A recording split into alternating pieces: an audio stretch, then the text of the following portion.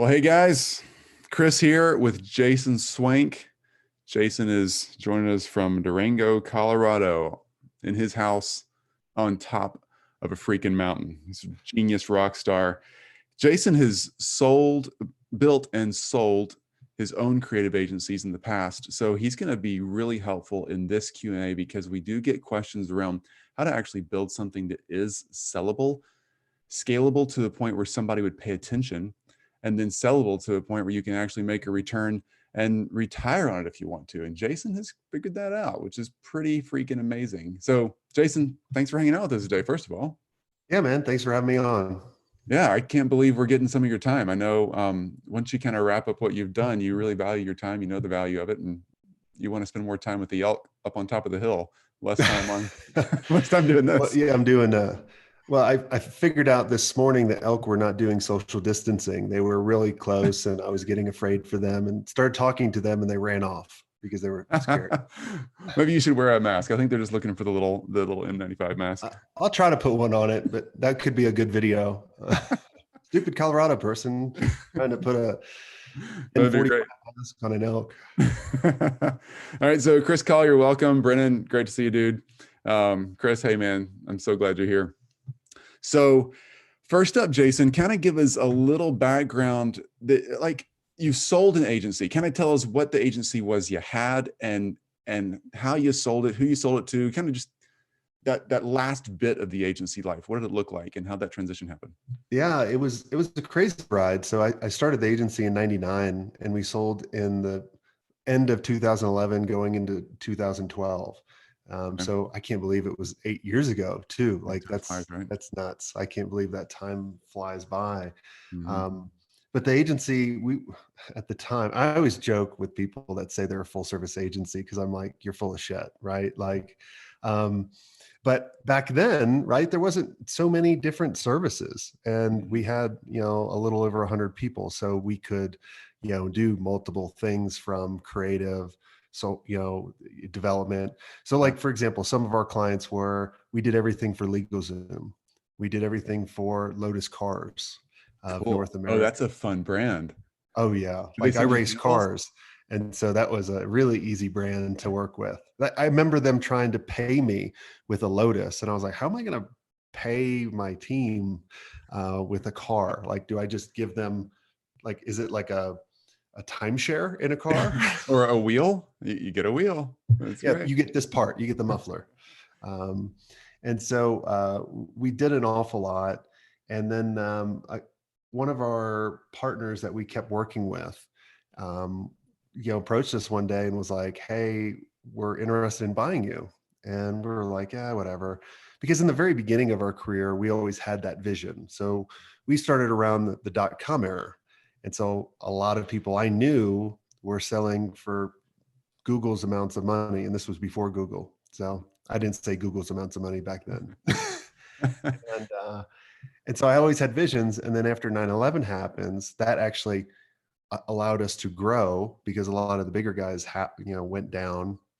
And I was like, no, I like this. I really like doing what we're doing. And I like the creative process and working with these bigger brands. And so we always said no to a lot. And then the right offer came along. A company called Northridge bought us. And then 9 months later, Proficient bought us right after that. So. Wow. Okay. So when the first group bought you, you stayed on as leadership? Yep, I stayed on leadership, owned part of that company as well. Okay. And then we transitioned and sold it again to a public company called Proficient for even more. So I double dipped. Amazing. And then did you wrap up your leadership role? Did they retain you for a while after that? I was done. So my deal was a 2-year commitment, or in the event we got purchased again. Okay. Yeah. So you wouldn't have to live with the new people, right? That's right. really cool. So I started out my career working for Arthur Andersen. So I didn't want to work for another big company. So. Yeah, for real. For real. Yeah. I watched your little bio yesterday on your website, and it's a good background. Dennis, glad you're joining us. Say hi to Brenda, Sheridan. Great to see you. Scotty Moser. Sheridan, you say Scotty Moser. Give me some background there, Sheridan. I'm trying to figure out who that is. I don't know. Jason, does that ring a bell for you? Sheridan will No, tell us. Sheridan's got I'm the worst person with names. Me too. Sheridan's got an amazing agency in her own. She's a fantastic coach. She does a lot, and she lives up in the Montana region. So she's like you. She likes a little space around her. Very cool. Okay, so tell us kind of the building blocks, and folks, as always, throw your questions in here. I'll get to them as we go through. We'll interrupt anytime we can. But give us the building blocks and kind of the foundational pieces of how someone would make sure that their agency is going in a direction that it could be sold. Is it all about headcount or revenue, or is there like functional foundation, operational pieces that have to be in place? What's the magic? I mean, there's a lot, right? It all goes down. You got like It 10 all minutes, comes dude. down to the You got 10 systems that you minutes. put. I'm Yeah, sorry. I'll give you 10 minutes. You can explain the whole thing. Okay, yeah. So yeah, sure. 10 minutes, totally fine. Well, I'll talk fast. Okay. It's all about the systems that you have in place, right? And think about a lot of agency owners are accidental agency owners. We knew how to do something cool. Someone offered us money, and then we were like, okay, cool. And then for years and years, we were reacting to the market. And then we hit a cap, right? And we're like, I can't break over the million mark, or I can't break over the 5 million mark, or I can't break over the 10 million mark, whatever the ceiling is. And you're just reactionary.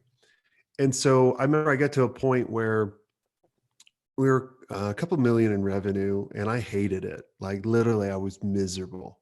Mm-hmm. And I remember my wife was like, well, just go take a job. And I almost took a job, which is the ultimate failure, right? Like literally, Yeah. that's like, you stink.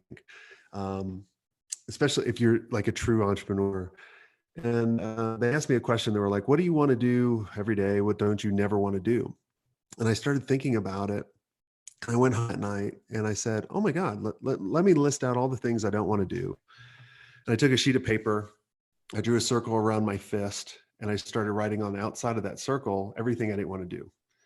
And then after about an hour, I was like, all right, well, what's the stuff I want to do? I wrote that inside the circle. And then I was like, oh, wow, I can do this in the agency. So let's get rid of all the stuff I hate, right? And then let's come up with a vision. Like, so when I interview people on the Smart Agency Masterclass, I always ask the most successful ones, how long did it take you to develop your vision for creating your agency?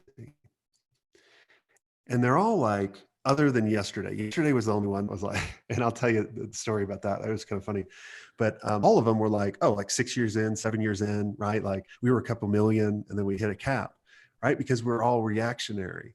The one yesterday, he was British, and I love British people. And he goes, I wrote a vision right away and it maintained that. I'm like, so you're the Oracle? I was like, how did you know this was coming? And he also goes after the entertainment space, but he started transitioning a couple years to virtual. Good for him, right? Perfect timing. And then I told him the story about Wimbledon. I was like, Wimbledon took out an insurance policy for pandemics for the past 4 years. And so when they canceled the tournament, they got like $500 million or something. I was like, what did the British know? I don't. It was just, luck, right? Yeah. But I was having fun on the show but going back to that, most people they don't know where they're going until much later on. So you have to know who you're going after, where you actually want to go, and communicate that to the rest of your team. Because what happens right now, let's say, is your audience, are they around 10 people, 5 people, 20 people? How big are the agencies typically in this group? Oh, most of the agencies in this group are going to have, I'd say 1 to 15 people. There's a few agencies in here who have 30 or 40 folks, but most of them are perfect. Small. Yeah. So, well, the 30 and 40 know what I'm talking about. The smaller ones are starting to figure it out. Right now, you guys are acting as a toll booth, right? Lane toll booth for the whole city, right? For all of your reason being is you didn't tell them where you're actually going or the direction where you want to go. So they're making decisions on what's better for them rather than what's better for the agency. And I found as I started being a better leader, I didn't have to delegate tasks. I had to delegate outcomes and then let them figure it out because I'm a visionary, right? I know where we want to go. All I have to do is communicate that. And you may know where you want to go, but have you really communicated that? Or did you just work with a consultant and they said, what's your vision? And you check the box and you did it. Like, you got to live and breathe it. I mean, this goes down to your core values. So you know who, what type of people to bring in, not just based on skill. Like, you know, do they, like, our core values are like, work hard, play hard, be resourceful, do more with less, right? Like, have fun, you know, never wear a suit and tie, right? Like, you know, wear a bowler cap, never comb your hair, like, like things like that, right? The scrappy people. And so that works for us. Now, it doesn't like for other people. Like, my father was very corporate. Like, he looked at me like I had 5 eyes. So if he created a business, it would be totally different, but it would work because it was him, right? So the first thing is having a system around clarity. Okay. That's really the foundational thing. So, like, if you build a house on the side of a mountain, you don't have clarity, it eventually will crumble down. And that's where we were getting to at the couple million mark. So then when I had that focus and I knew exactly who my perfect client was, and this takes a while if you think about it, right? Because I look at it as like a Vegas buffet. Try out everything, see what you hate, what you love, and then you go back for seconds, thirds, fourths, fifths, and then you blow up, right? Like, you're just like, oh, I can't eat anymore.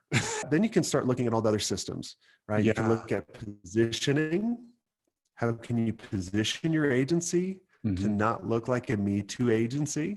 Like, every agency out there looks pretty much the same. It's because they're talking about the same things and they're talking about themselves. But who cares about you, right? Like, did I start off this conversation telling you how great I am?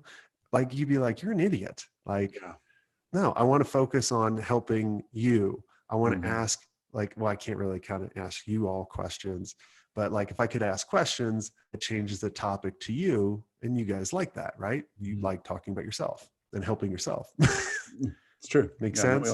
Just on the first couple systems? Yeah, it Take does. a breather. Yeah. Cool. Yeah, that makes a lot of sense. So building that culture and that vision that you're go on. That you're talking, sort of cut you off, building that culture and that vision that you're talking about, it does take a while. So those years that go by while you're kind of figuring out who you are and growing up in a sense as an agency owner, is it wasted time? How do you make sure that the time that's going by while you're figuring out isn't wasted, other than just trying to make a buck while you're doing it? Nothing's wasted. Not even your mistakes. It's the price of admission, right? It's the price of education. You know, I don't care if you lose money for 10 years. Look at all that knowledge that you gained, right? You know, going forward about, you know, just surviving and paying the bills. You know, obviously, I hope you don't lose money for 10 years, but no time is wasted unless you totally forget everything that you just went through. Yeah. Brilliant. Love it. Okay. So you build the culture, you get the vision in place, and then you start cranking away at what to go towards, not just, oh, I'm making tons of money or I don't have to work a lot, but what is that you're going in the direction of that's going to bring about a sale? It's going to attract a buyer. Well, everything comes down to, well, are you the best in your industry, right? Like, that's something I can't help you with, right? No one can help you with. You have to figure that part out. Like, a lot of people come to me like, can you teach me SEO? I'm like, no, like, I'm already working with people that already know how to do something amazing, and then you put the right systems in. So you have to make sure you become the best at your craft and you charge the right amount. So many people talk about and focus on the wrong metrics. They focus on, well, how many employees do I have? And they treat that as a success, right? Or they treat their top line revenue. Oh, I got to 10. Like, I was talking to one of the big HubSpot partners, and I remember they wanted my help, and they were like, well, we're the, you know, I won't tell you the number because then you might be able to figure it out. But like, we're one of the biggest ones. And I asked them their revenue, and I asked them their profit, because they were really proud about their revenue, right? And I asked them their profit. I was like, you're like 1%. That sucks. Like, profit is everything. Mm-hmm. So I also own an agency called Consolidated Marketing Group now, and we actually buy agencies. And what we look for are the right systems. They're positioned in the right way. They're charging the right amount. They're profitable. They have a systematic approach. If they have reoccurring revenue, perfect. But if they have a really good system for building a predictable pipeline, they can do projects. Like our agency was 80% projects, and we were close to 35 to 40% of margins, like, net profit, not gross profit, net profit. Okay. Fantastic. So, Mm-hmm. right. So everybody thinks that, oh, well, the market says 10%, that's a good profit margin. No, it's not. It's Mm-hmm. not. 15, nope.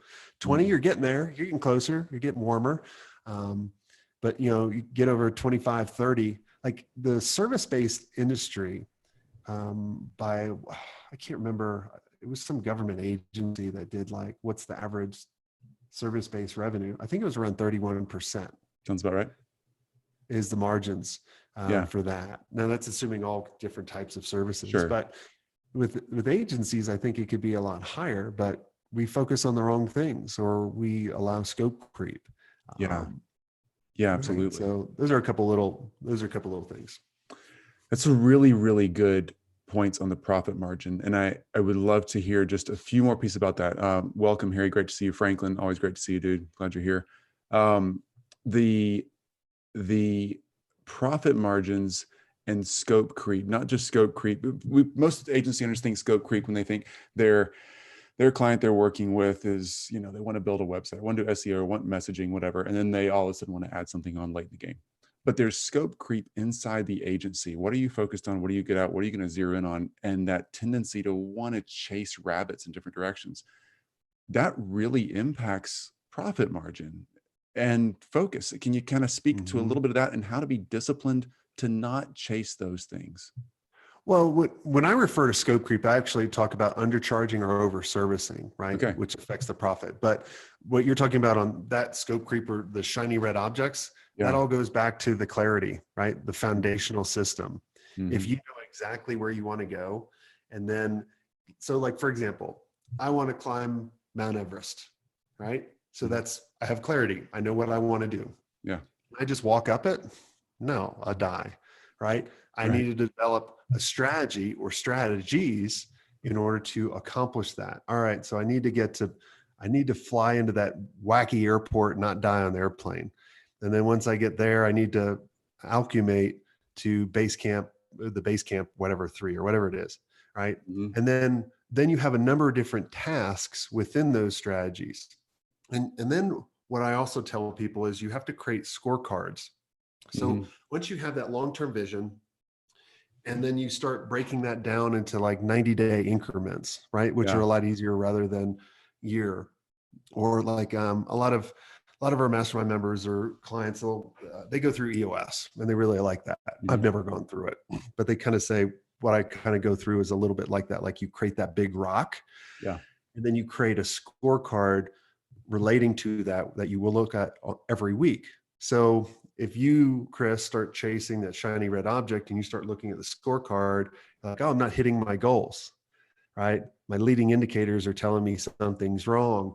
And then you can actually start diagnosing going on and then get yourself back on track within a couple of days rather than the whole year. That's how I would avoid your scenario that you just broke down. That's a really good tip. That really is. By the way, Harry says, excellent point about the profit margins. So true. And that scorecard is a really great system. In our group, we don't do EOS either, but the same principle applies. And you mentioned time blocking. Another question came up on this, time blocking and that 90-day increment thing.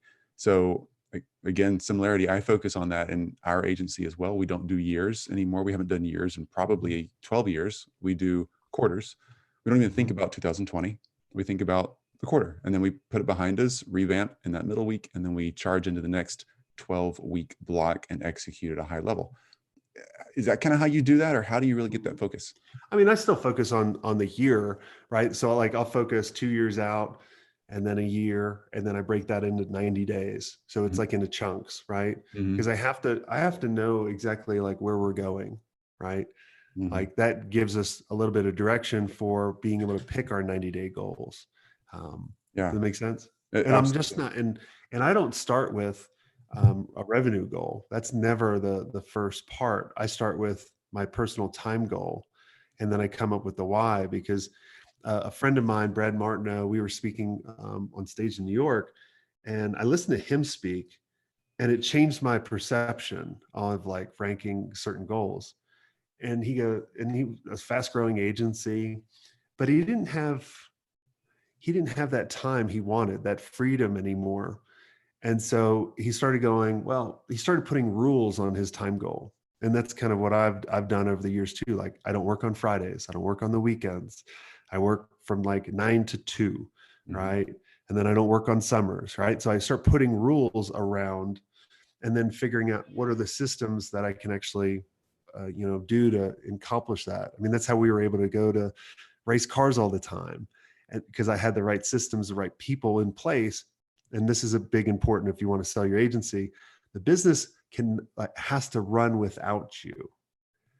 Got right? it. Yeah. So like if it totally depends on you, you're the toll booth, Mm-hmm. they're just going to buy your clients. And that's going to be like, great, you got bought for a couple $1,000s. Like, right. And there's a bunch of people out there that they'll be like, yeah, I sold. But I'm like, all right, Yeah. it was an asset purchase, doesn't count. Right. So, it's Yeah. still great, good job. But like, if you truly want to sell for, a game changing amount, you have to do things a little bit different where it doesn't depend on you. Mm-hmm.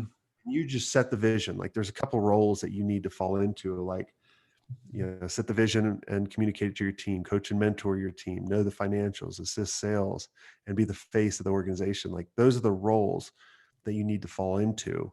That makes it a very attractive for like an agency like ours to come along and be like, we'll buy you. Like Mm-hmm. we're even thinking about doing programs where we'll be like, in a year, if you work with us, like we'll guarantee you, if you hit these numbers, we'll give you over $1 million for it or something like that. Right. So Wow. Cool. things like, but you have to follow these certain things and set these people up. So That is the ultimate master, and that's not a mastermind. That's the ultimate mastermind offer right there. If you work with our group and follow our steps, we'll buy you forever $1 million. Like that's an offer. All right. So you're back in the agency game then. By the way, Brennan says, Brad, the guy you talking about in New York, knows his stuff. He's a big fan of Brad as well. The agency you're currently running, you're back in that model and you're pulling other agencies together. You're building another large machine, right? Yep. Yeah. Like, so in 8 months, we've already made acquisitions where we're over 2 million in EBITDA, which is net profit. Fantastic. And our whole goal is to get to 25 million and then go public or sell it. Do it again. Mm-hmm. I love it. I think you're hooked. You might have a problem there. That's great, man. All right. So last parting question. If anybody has any more, load them up here. We'll try to hit them in the next 8 minutes. But last question here. When you're building your team and you're trying to take yourself out of the business, just rephrasing this one, got a private message to me. If I'm getting this right, when you're building your team, trying to take yourself out of the business, how do you find that person that can run the business for you if you're in the sales role? And what's up, Cian? Thanks for joining us and watching us. But the big sales role is hard. How do you replace that? You can't be in the sales role. So like you have to build an organization where, like, I interviewed someone, they grew to 8 figures really quick. And actually they're at over 9 figures now. And I just want to give you guys perspective, because when we had the agency, we had like 4 salespeople. Okay. Right. So 4 versus 100. Right. Great. Yeah. When they had 100 people, 50 of them were salespeople. Oh, wow. Right. Wow. Like, wow. Yeah. Right. It's a sales machine, a sales organization. Right. Yeah. Now, I don't know if you have that much, but like that made me rethink the model we had. I was like, man, I should have hired more salespeople. Right. Mm-hmm. But you have to get out of the sales role. The other thing too, you have to get out of the operating role. An operator and a visionary are totally different, right? So Mm-hmm. I also interviewed Gary Vaynerchuk, COO of VaynerMedia, and he worked for Saatchi and Saatchi for a while before he was the COO there, which is a huge agency. And I go, well, what's the difference between COO? And he goes, well, he told the story about the Saatchi and Saatchi. They go, about 20 people came in that were all leadership material in there. And they go, here's the vision of the agency of where we're going. Who has ideas on other visionary stuff that we need to do? Everybody raised their hand but him. Huh. Right? He's like, oh, you just tell me the vision, I'll go figure it out. Right? The operator will figure it out. Us as visionaries, and a lot of times as agency owners, as I work with them, they know exactly what they want to do, but they don't know how, which actually stops them from actually communicating that. But if you actually hire the right operator, they can actually go figure that out and go execute on your vision. Same thing with the salesperson. If you know exactly who you're going after and that clarity, that right salesperson can take over everything and make everything better, and then build that sales organization, because you have to have structure. And that's the easiest way. And here's the number that you guys need to get over in order to have really good return on all your time. $1 million in EBITDA is the main goal, right? Like if companies can get over $1 million in EBITDA, we'll gobble you up. So will other people as well. If you can get over that, then bigger companies that gobble you up, and then you can make even more money. So this is golden information, everybody who's watching and who will be watching the replay. This is absolute gold information. Anybody who's been around the buying and selling of businesses in any form knows these numbers. And anybody who understands how businesses transition knows that the CEO has to be a CEO.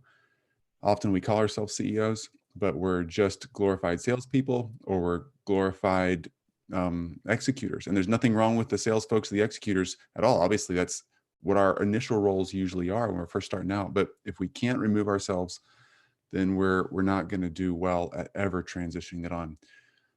So I'd love to hear your thoughts on this. And we're going to wrap it up here, Jason. If there's a way we can reach out to you, do you have anything we can do to really connect to you? I know you're pretty isolated.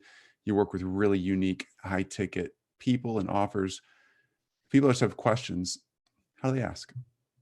Just go to my website, go to jasonswenk.com, Okay. go to the contact, and then you can hit us up on Messenger or hit us up on Instagram. Don't really hit us up on LinkedIn. It gets so flooded, right? Like so many people reach out on LinkedIn. I hate LinkedIn. Yeah. Instagram's always really good. Or just email me. Just email me at jason@jasonswenk.com. And right. And Right. check out the podcast. We have 500 shows of interviews of amazing people. So that a lot of those will answer the questions that you guys have too. Yeah. Fantastic, man.